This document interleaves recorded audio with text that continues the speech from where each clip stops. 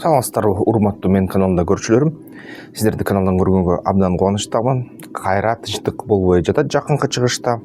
Иран өзүнүн тишин көрсөттү жана ушул Трамп Аятолла Али Хаменейге келгиле тынчтык келишим түзөлү деп айтса, кайрадан ошол ядердик өзөктүк курал боюнча чектөөлөрдү сүйлөшөлү.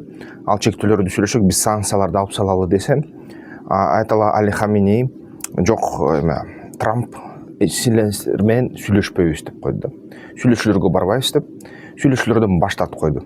Ошонун аркасынан анан толугу менен Хезболланын атайын операциясы башталды. Чек арада Сирия менен ушул жердеги, мисалы үчүн, Сириядагы болуп аткан ошол Латакиядагы козголоң, бул деген Хезболланын изи табылып атат деп атышат көптөрү.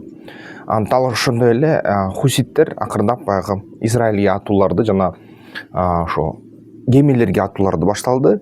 Хаммас менен Израиль келишимге келгенде ошондо хуситтер айтып коюшкан, биз максатыбызга жеттик, эми атууларды токтотобуз деп. Бирок анан кайра Хаммас Израиль менен болуп жаткан ошо азыркы келишимдерди айтып атат. Израиль тарабынан от токтотуу келишими аткарылбай жатат.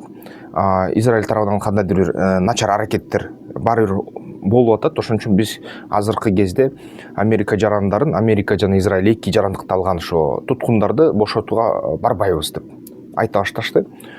Ушунун аркасы менен Трамп да аларга аябай коркутууларды, үркүтүүлөрдү айтты. Баарыңарды өлтүрүп чыгабыз, ошо толгок көрөсүңөр деп. Анын ушул эле маалда хуситтер ракеталар менен кайра ата баштады.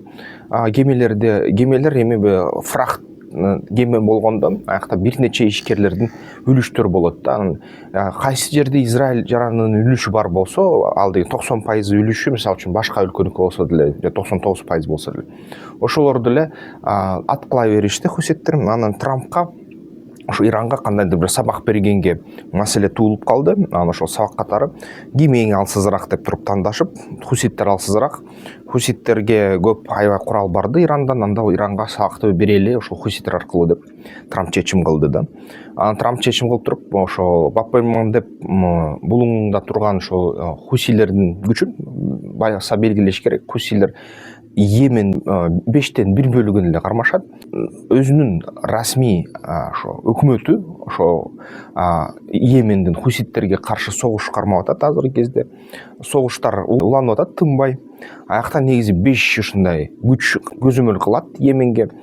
5тен 3 бөлүгүнө расмий Йемен мамлекети көзөмөл кылса, ошол 5тен 1 бөлүгү хусилерде. Ошол хусилер көбүнчө тоолуу аймактарды ээлеп калды. Сана Йемендин борборун. Ошентип аларга кол салуу кыйын, алар тоолордун арасында турушат.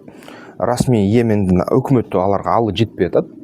Расмий Йемен өкмөтү Америка же башка жерлерден да жардам алса дагы баары бир хусилер ошо бууп коюп атат, капчыгайлардан кире албай атат. Хусилер азыр көзөмөлдү ошо бүт Кызыл деңизге кирип бараткан кемелерге кылып жатышат да. Анан Трамп буйрук берди. Ошондуктан аякта Джеральд Форд деген авиа ташуучу, самолет, учак ташуучу кеме турат чоң. Ал кеме өзүнүн иш аракеттерин башталды. Ал жерде дагы баягы суу астындагы кемелер бар экен. Анын ичинде ошо 100 томагавк ташыган суу астындагы кемелер дагы катышып атат. Бомбалоо, томагавктар менен баягы ракеталык соккуларды кылуу, авиация менен бомбалоо башталды. Ошо 16 жалаң курандын 16-сында биринчиден булар деген дал хусилердин ошо үйлөрүнө жакындары тургандарына кол салышты. Расмий хуси өкмөтү, Ансарала өкмөтү ошо 30дан ашык киши өлдү деп айткан. Мисалы үчүн, ошол сокку бир болуп кеткенден кийин анын соккулар кайра уланды. Трамп дагы өзүнүн сөзүн айтты. Ошо хусилерге ошондой чара көрүп атабыз. Булар деген дүйнөлүк сооданы бузуп атышат, дүйнөлүк ар кандай баягы иш аракеттерди бузуп атышат. Анын негизи бүт серепчилер айтып атат, Трамп бул Иранга кандайдыр бир кат жиберип атат да, ошондой жол менен сабак берип атат. Эмки ошо сокку Иранга кетет дегендей болуп атат. Андан сырткары дагы Ирандын чалгындары Түркияда ошо инжирлик базаны тегерегинде кармалышты. Түркия ал тыңчыларды кармап туруп, чалгындарды кармап туруп, аларды суракка алгандан кийин анан кайра Турциядагы өзүнүн ар кандай сөздөр менен чыкты. Сөздөр боюнча кайра ошо евро биримдикке бизди алгыла дегендей болуп атат Эрдоган. Биринчиден, экинчиден ошо эгерде Америка Штаттары менен сүйлөшүүлөрдү баштады, эгерде Америка Штаттарда ошо Иранга каршы кандай иш аракеттер болсо, Туркия катышат дегендей болду да. Дүйнө серепчилери да айтып атат. Эң таң калыштуу нерсе, кечээ эле Туркия баягы Израилге кол салмак, азыр кайра ошол Израиль, Америка, АКШ менен биригип Иранга кол салганы турат деген ушундай сөздөр айтыла баштады да. Маалыматтар ушундай азырынча кайра ошо активдүү фазада болуп атат. Иранга кайра согуш 27-жылы айтылгандай эле, даярдалгандай эле 25-жылдын ичинде ошо согуш ачылып кетет деп өткөн жылы көп серепчилер айтты эле. Иранга каршы 27-жылы Кытай менен деп. Ошол болобу болбойбу белгисиз, бирок Ирандын экономикасы оор абалда, ошо Ирандын өнөктөштөрүнүн экономикасы оор абалда, бир гана ошо Америка Штаттарынын экономикасы ордунда да, баары жакшы. Анткени курал сатып атышат, ушундай ар кандай нерселерге катышып атат да. Дагы бир ушундай жаңылыкты тийип өтсөк, Украина билесиңер, алгач жолу 500 километрге учуучу узун Нептун деп аталган ракеталар менен ошо Туапседеги нефть кайра иштетүүчү заводуна сокку кылышты. Украиндиктер ушуну менен көрсөтүп атышат. Биз деген эгерде баягы Америка Штаттары бизге ошо бөгөт кылса, жардамды токтотсо, биз баары бир соккуларды улантканга кудуретибиз жетет. Европанын жардамы менен өзүбүздүн баягы согуш аскер жабдыктарды чыгарган ишканалардын жардамы менен деп ушундай кандайдыр билдирүү жасашты. Жана ушул нерсе аскерди көндүрүшү ордунда экенин көрсөттү да. Анан дагы бир кызыктуу нерсе, Америка Штаттары бүгүнкү күнү Илон Маск Украинага каршы чыкса дагы баары жардамды улантып жатышат. Кайра спутниктик чалгындоо украиналардын колунда, Starlink иштеп жатат.